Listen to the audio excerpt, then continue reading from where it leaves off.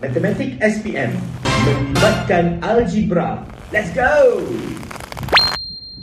Ungkapkan 2x tambah 6 bahagi y tolak 3 bahagikan dengan 2 dalam kurungan x tambah 3 kuasa 2 bahagi y square tolak 9. Jadi Sazman akan explain macam mana kita nak buat ini. Pertama sekali kita salin dulu 2x tambah 6 over y tolak 3 adik-adik. So, bila bahagi ni kita tukar dia kepada darab, yang ni kita kena switch dia punya kedudukan. So, dia akan jadi y square tolak 9 bahagikan dengan 2 x tambah 3 square dekat situ. Baik, seterusnya adik-adik 2x tambah 6 over y tolak 3. Baik, dekat sini adik-adik kena ingat, yang ini ada orang kata yang kita boleh kita boleh tukar dia macam ni.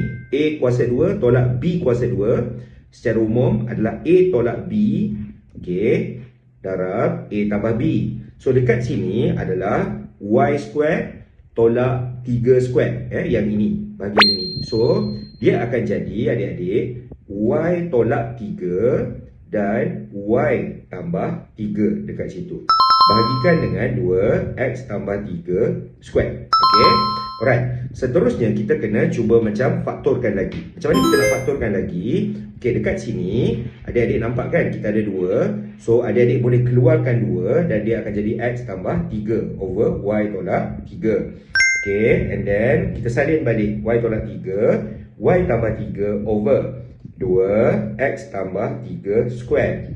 Baik, seterusnya kita boleh potong, okey, dekat sini y tolak 3 dan y tolak 3. Dan yang ni x tambah 3, x tambah 3 square kita potong, dia akan jadi dekat situ 2x tambah 3. Sebab yang ni kuasa 2, jadi kita potong atas dengan bawah, dia akan jadi x tambah 3 kuasa 1. Atau kita tak perlu tulis Dan yang ni kita tulis sambung y tambah 3. Okey.